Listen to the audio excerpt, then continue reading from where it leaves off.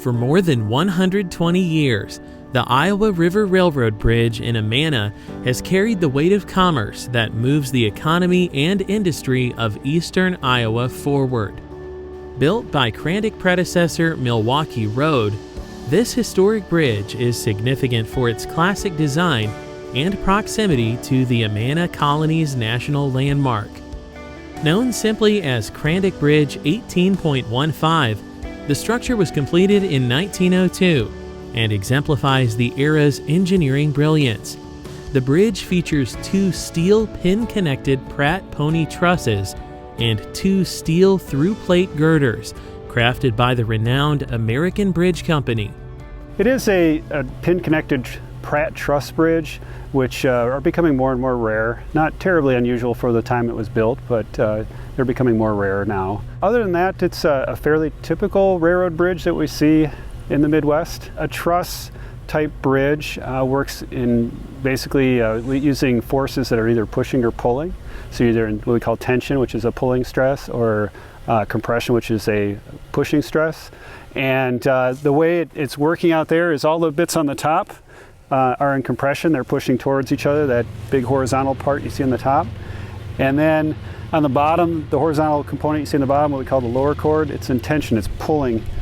And all the diagonals in the middle are in tension. And it's kind of like a little bit like a collapsed suspension bridge or a suspension bridge cut down. So all those diagonals going down towards the middle, you see, are in tension, just like the cables on a suspension bridge.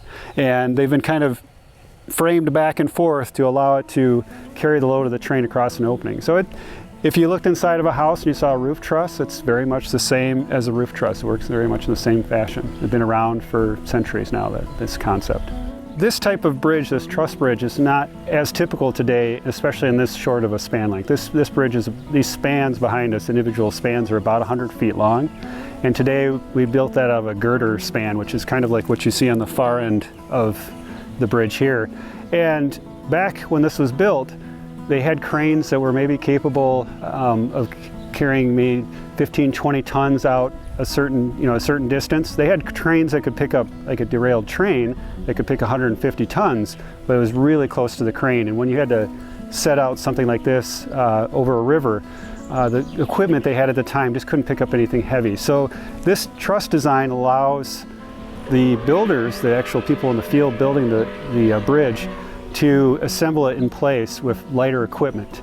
And today we have much bigger cranes. We can bring in much bigger cranes into this location. So a modern version of this bridge would be just with large welded plate girders.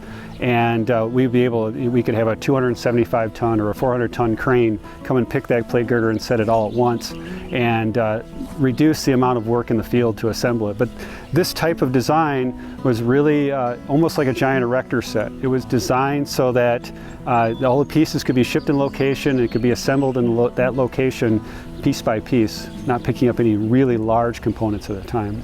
Beyond its engineering significance, the CRANDIC Iowa River Railroad Bridge is deeply associated with the development of the Amana colonies, an area settled in the 1850s by a German religious commune that relied on the railroads for the transportation of goods, materials, and workers to and from the region. The Amana line, completed in the early 1870s, contributed greatly to the colony's economic growth and gave residents access to the outside world.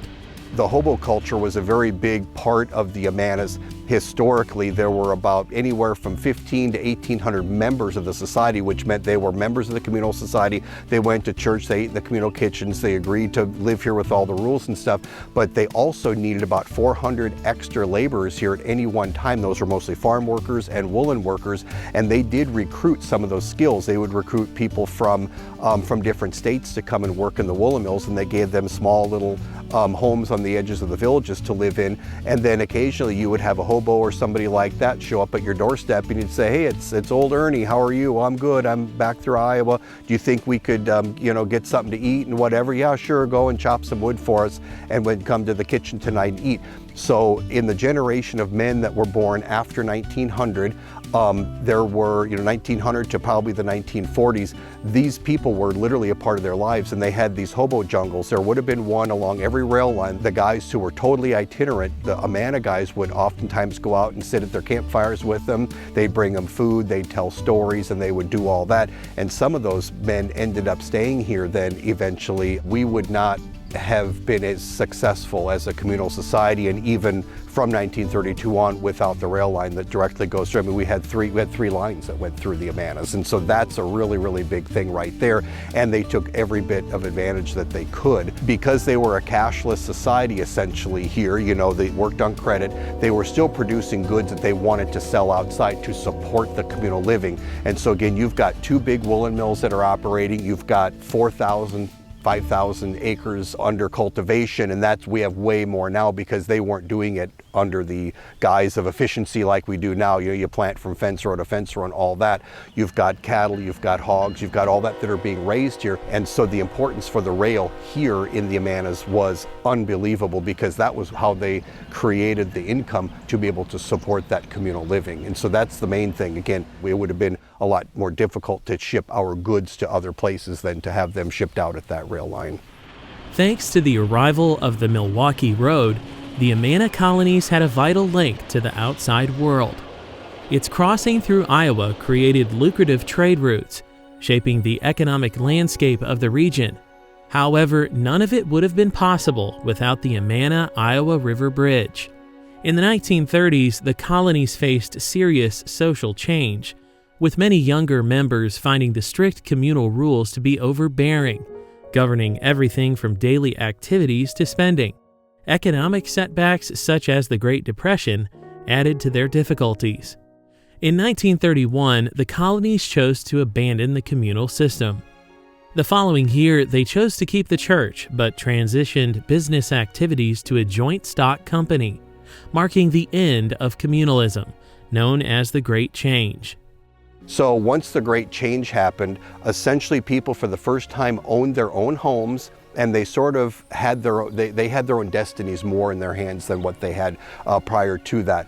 One of the promises was that everyone would have a home and a place to work. As the change came, not a lot, I would say, was different between 1932 and 1942, but as we all know, in the, through the war era and then the post-war economy, things just really boomed. Within that system, then George Forstner learned how to be a salesman. He would go on sales trips for new product and different things like that. He'd go to Davenport, he'd go all over. And then eventually, once the Great Change happens, he's a young man, he's in his 20s, and he and a cousin answer an ad that was in the local newspapers here in the area for somebody to build a better beverage cooler. And so they created one, they took it to Iowa City, they won first place, they won a little bit of money, and the people said, this was really well designed, you should go in and do this for a living, which he did. And so out of that, then they started a shop in South Amana, High Amana, they had a shop. Eventually they came to the village of Amana here, and then once the Amana refrigeration that most of us remember is in Middle Amana, where they took over the site of the woolen mill complex that sort of burned down in the 30s. And so one of the things that they did there is they built walk-in coolers. And so, a lot of restaurants, right, they have walk-in coolers, and there are still some here in the Amanas that were originally put in back in the 30s and the 40s.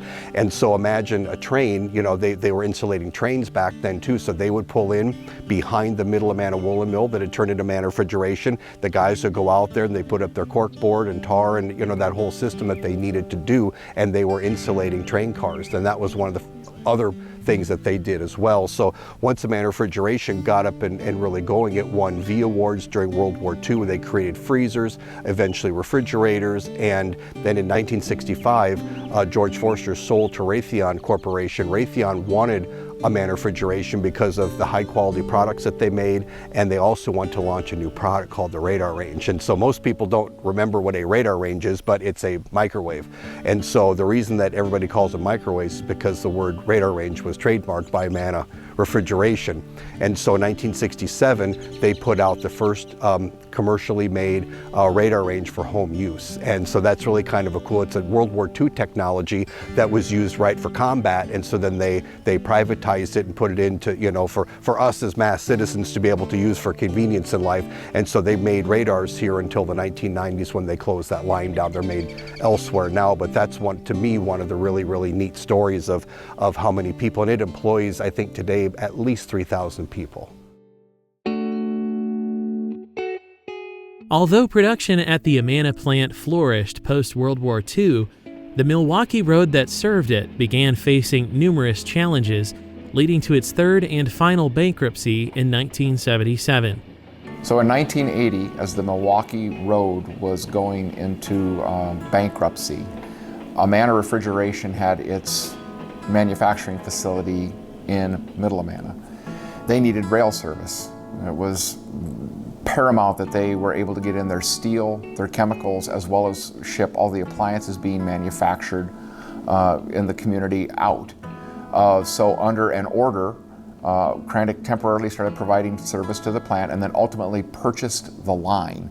Really focused at providing service to Amana Refrigeration, but we also picked up some other smaller customers in Cedar Rapids, as well as access through another line into downtown Cedar Rapids, in part to help the state keep Amana competitive from an industry perspective. And then it was just a strategic outlet. We always had that line that went south, the 27 miles that connected with what was the Rock Island that's now the Iowa Interstate. This provided us another connection to the Iowa Interstate Railroad, albeit 20 miles west of Iowa City. So really it was an opportunity to pick up some new businesses and then just really to promote economic development and look at where this line operated out in the country, out to Fairfax and ultimately down to Walford. I think the leaders of the company at the time saw that at some point in history you were going to see infill in Cedar Rapids. Where are we going to put the big industries that are locating here? Where are we going to put a PMX Industries? What are we going to have for future economic development sites like we have now, the Big Cedar Industrial Center, Alliant Energy's 1,400-acre industrial park that is really, we're situated on this campus as we speak today. Over time, with congestion that occurred in Iowa City with the growth of the hospital, the Veterans Hospital, and the university, that corridor became extremely saturated, and the I-380 corridor up to Cedar Rapids has just infilled immensely.